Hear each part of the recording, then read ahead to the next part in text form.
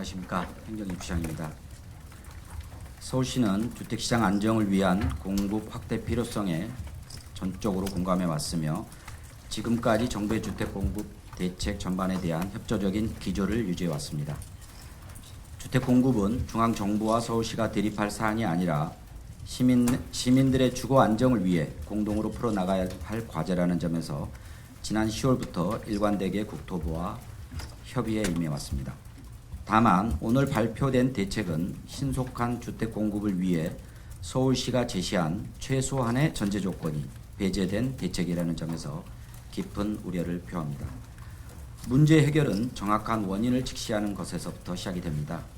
그간 서울 주택 공급의 90% 이상은 민간의 동력으로 지탱되어 왔습니다. 특히 시민이 선호하는 아파트는 정비사업의 주요 공급원이며 지난해에만 전체 공급 물량의 64%를 민간이 차지했습니다. 그러나 지난 2010년대 정비구역 해제와 신규 구역 중단 등 주택 공급의 파이프라인이 끊기고 올해부터 향후 4년간 공급량이 급감하는 공급 절벽 위기에 직면해 있습니다. 그럼에도 정부는 오늘 여전히 한계가 많은 대책을 내놓았습니다. 서울시는 그간 실무 협의를 통해 민간 정비 사업에 숨통을 틔어야 한다고 수차례 강조하고 현장의 목소리를 전달했습니다.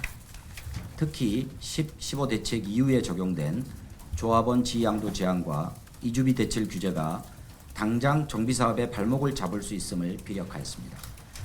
최근에는 올해 이주가 예정된 사업장 43곳 중 39곳이 정부의 과도한 대출 규제로 이주비가 늘어나고 사업비가 지연되는 등 피해를 보고 있는 현장의 절절한 상황도 전달하였습니다.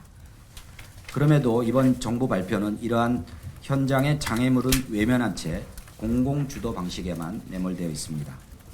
정부가 발표한 3만 2천호 공급 대상지는 서울시의 우려와 의견이 충분히 반영되지 않은 채 발표되었습니다.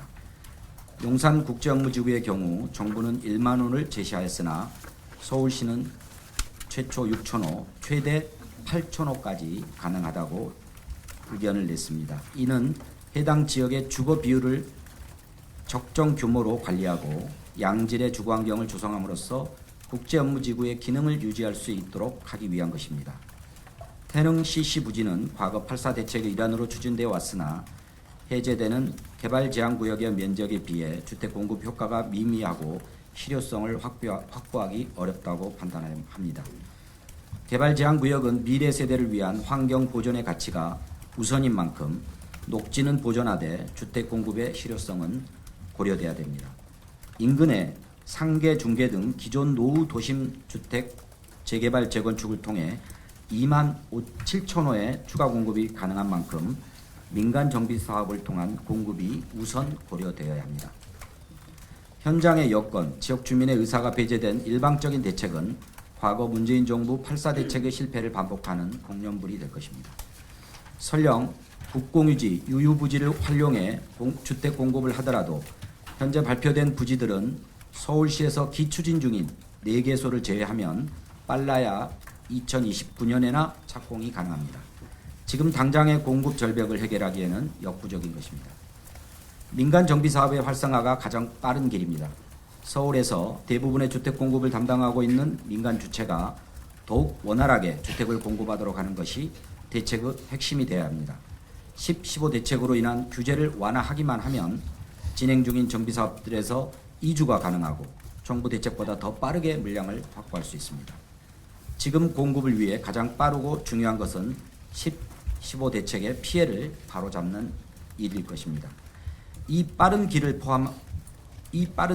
포함되지 않은 주택 공급 대책은 서울의 주택 가뭄을 해소할 수 없다는 것이 협의 과정 전반에 걸친 시의 일관된 입장이었습니다.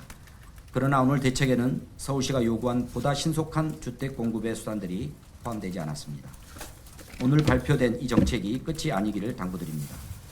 주택시장의 불안 원인을 직시하고 현장의 목소리가 반영된 실효성 있는 후속 정책이 논의되기를 강력히 촉구합니다. 감사합니다.